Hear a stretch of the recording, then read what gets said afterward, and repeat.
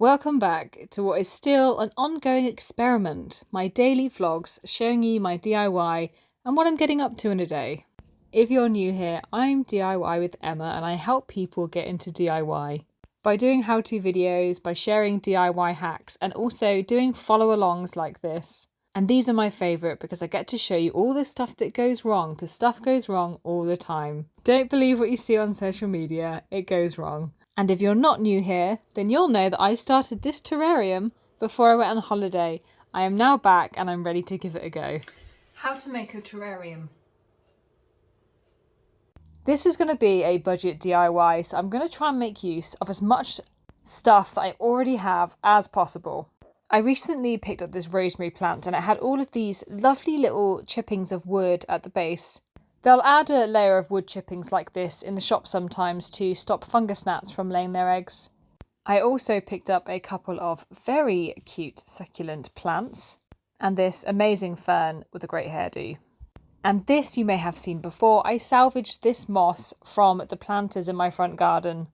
I decided to keep it for the terrarium rather than put it in the compost because I thought it looked kind of cute. It had all these like little mini moss plants that grew and I think these are super cool. I still haven't worked out what they're called though. Look how they wiggle. The very coolest amongst us will, like me, be a collector of cool looking rocks. I have been collecting my favourite pebble when I go to a beach. I'll pick one, whichever one I think looks coolest, to remember the beach and the place that I've been. And I want to use some of these in the terrarium. Not all of them fit.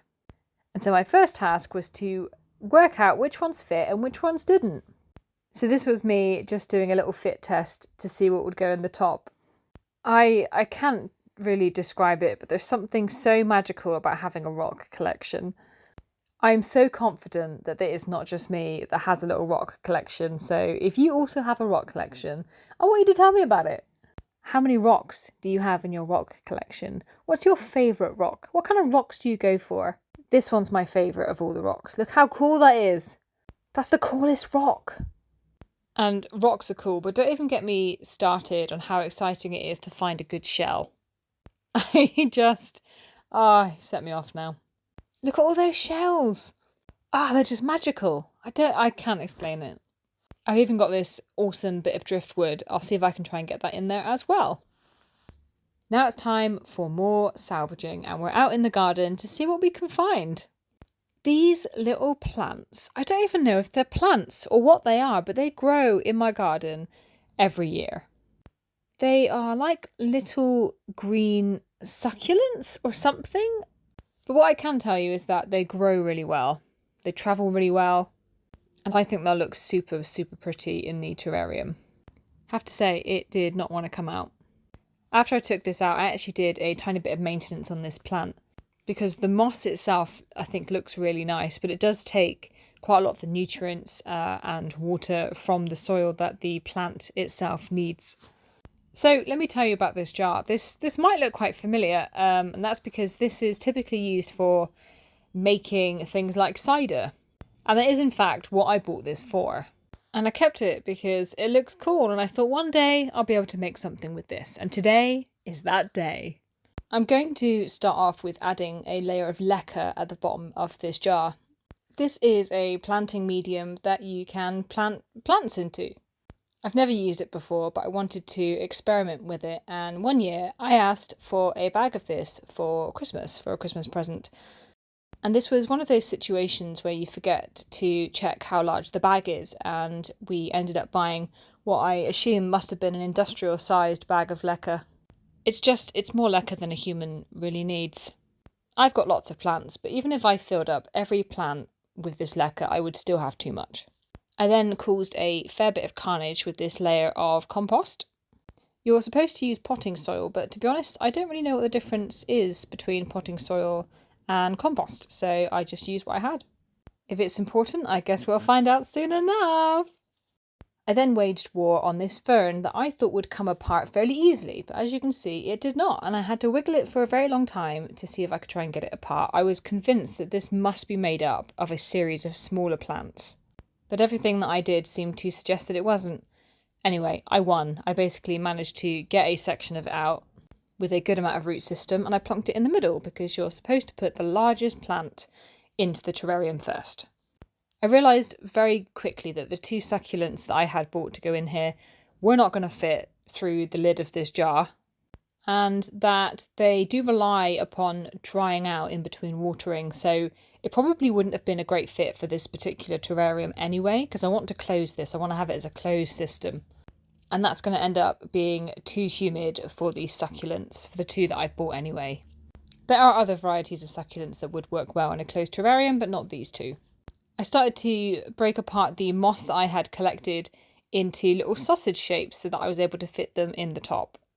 And if you happen to be very keen-eyed and notice the outfit change that I just made, that's because there was actually a day in between these 2 shots. I did this whilst I was away on leave, and I wanted to capture, even though I wasn't working, I promise I wasn't working, I still wanted to capture me creating this because it's fun and I think it's interesting to watch. I then added this really thick grass that I found in the front garden planters. Now, I don't want to give too many spoilers, but it's a few days after I've actually made this, and that grass has grown really big. So I'm actually regretting putting the grass in there, and I might have to take it out because I don't want it to completely take over the terrarium. I was thinking it would like stay small and it would be cute just in the corner, and it is a monster already. It's trying to grow out the top. So I carried on putting in my little sausage-shaped moss, and I also added in those lovely little flowers that I showed you earlier, the ones that I wasn't too sure if they were flowers or not. You obviously can't see it in this shot because it's too far away, but I'll do a little close-up for you later so you can see them in situ. I had what I thought was a super smart idea of managing to get the bark into this jar by using that blue tool as a sort of slide. So once I'd stuck it in there, the bark would just slide down the edges, and it meant that it went into the place that I was intending for it. It's a bit like making cocktails. If you've ever made a cocktail, you've got this serving spoon, you know, the ones that have little spirals going down the spoon. Well, that's so you can add a mixer and it will either settle on the top or settle on the bottom, depending on where you're trying to put the, well, maybe you're putting in like a cordial or something. Or a syrup. Anyway, I don't know how we got onto cocktails. I thought it would be really difficult to navigate putting things in place inside the terrarium, but it was actually fairly straightforward. I didn't end up using as many stones or shells as I thought I would because I realised I quite liked the look of the moss, and if I put the stones in it would have covered the moss. I stuck with the rocks that were generally a little bit smaller and picked out the ones that were my favourite rocks. My favourite rocks! I didn't do loads of research on making terrariums, just the basic process, what kind of plants to include, what not to include.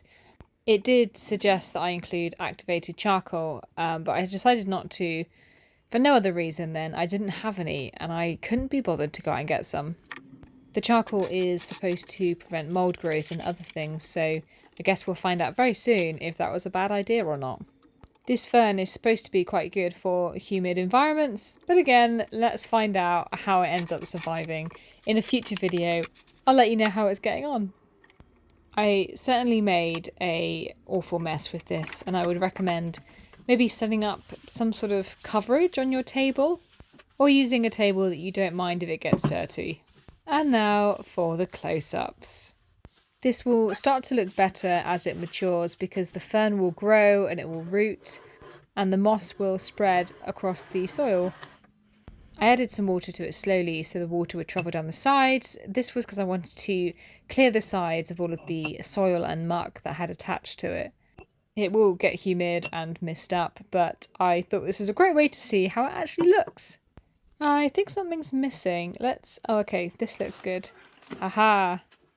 Now we're finished. I'm not totally sure where to put it that is going to be the best for the terrarium, but this corner looks nice. I will see if the amount of light it gets ends up being suitable for the types of plants that are inside. I love how it looks. I'm really pleased how it came out. It was a super mindful and enjoyable activity. I definitely think I'm going to have to take that grass out.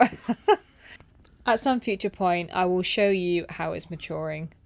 Until then, don't forget to subscribe.